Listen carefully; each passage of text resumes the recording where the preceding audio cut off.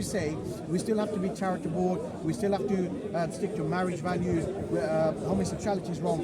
But you know, today, because of the rise of Protestants, Protestant Reformation, Protestants say that it's not you don't have to do good works anymore. You're justified by grace. That's the Protestant didn't come up with the okay. Martin Luther, he had a contention about the letter of James, and he called the letter of James as a straw epistle. Why? Yes, because the letter of James focuses on not only faith, but with faith leads with good works. Yes. The Catholics and Eastern Orthodox agrees with that. Did you read Martin Luther's later works? I've read I have a little bit. I got something here from Martin Initially, he was against James, but he was reluctant. Yeah, he was reluctant later Yes, on. yes. Yes. So, in other words, he understood the importance of James, Yes. the letter of James, Yes. and he didn't share the same views. He didn't hold the same views as he held initially. Sure. And I can So there was a change But in then his my views. question is Now that the Reformation. Yeah, the The Reformation. didn't, doesn't agree with, for example, the dilution of values of sexuality, etc. It doesn't agree with that. It started it. Okay, it started, and it's basically it started out as a good thing, back to the Bible and what the Bible preaches. Sure. But that triggered a whole lot of things, and then which resulted in secularism. that's where I want to go. Secularism triggered a lot, will yes. not just attack Christianity today, it will go for Islam tomorrow, because that's a secular way of looking. Yeah, unless but we have to learn from the Muslims. in Personally, this as a aspect. Christian yourself, who do you think is the biggest enemy to Christianity? I'll tell you, I wouldn't say it's the Muslims, because persecution helped the church.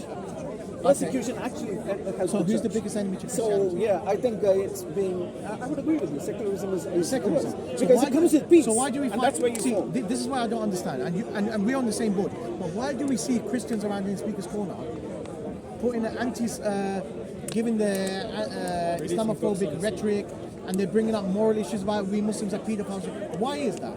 Why don't you actually speak up to secular people, secular Christians who's trying to water down Christianity? You should focus on them more. I'll tell you why.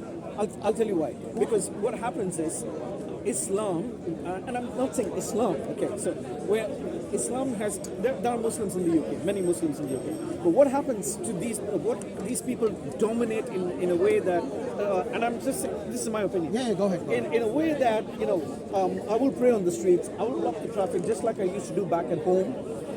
I would say this with Indians as well. Some of the cultural aspects. I've seen temples on temple, the temple feasts in the UK where they break coconuts and all that, just like they would do back home. So the Muslims are doing the same thing, just like they would do back home. So the people over here would look at it as a culture trying to dominate. They've lost their culture. The whites have lost their culture, and now they look at it as some alien people, or people who have come in and bringing their culture along with them. And this culture, there's a danger of this culture not integrating. I get you. But don't you think secular cultural values contradicts Christianity? Of course it does. So why? Not in all aspects. Not in all aspects. I know. In some aspects. But so is Islamic values. Everything in Islamic value doesn't contradict Christian values, right? Right, but let me look at it this way. I would take the example of the Hindu community here. Yeah. So the Hindu community, as I said, they also do these same things on the road, block the roads, do all sorts of pujas, etc. Yes, they do. Right?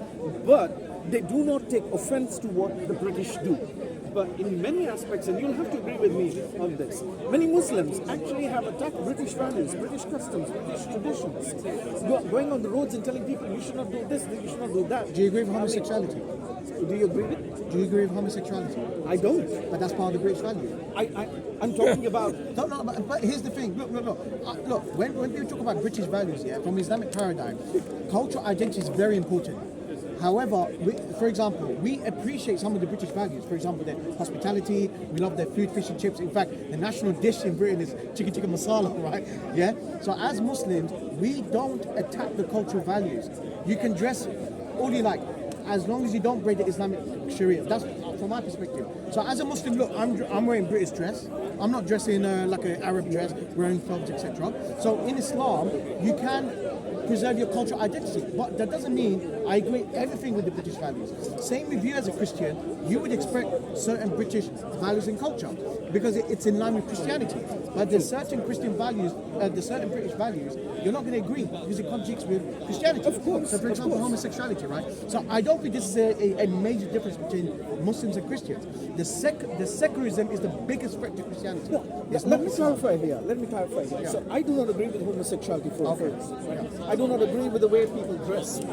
I don't agree. But at the same time, I'm not going around to threaten them to cover up. You get the difference. Maybe there are just a very few instances, but they get blown up. And you know, it says the Muslim community, this is what they're doing. You can't go down in a Muslim area and you can't preach the gospel, for example, because then you get threatened. Yeah, but we're not talking about extreme strands, because you can find that in every religious community. That's what I right? said. Maybe it Yeah, is maybe. extreme. Yeah. Right. So Yeah, okay. you can't go down in certain areas of London and preach the gospel because then Muslims start complaining. You see, this is what I'm talking about. I don't want to complain. Muslim comes and We don't preaches in a complain. Don't complain. I never don't say. I never say in There London. are 14 million Coptic Christians in Egypt. There are still churches that are preserved for thousands of years. So Egypt is a whole different ballgame, and I'll come That's to what I'm that. saying. It's you still not- have Coptic Christians. There are Coptic Christians who have struggled to keep their identity. No, Of course, of course. there's a lot of persecution. I can talk about it. I can give you examples. That's different. We're talking about the UK. Okay, let's talk about Europe. Let's talk about Europe. Because in Europe, where are the minority religions in Europe? Pre-modernism. The minority of Christianity. No, I'm saying pre-modernism. Pre-modernism. Where are the minority religions in Europe? It's a good question. Okay. Because they were all persecuted, they were all wiped out.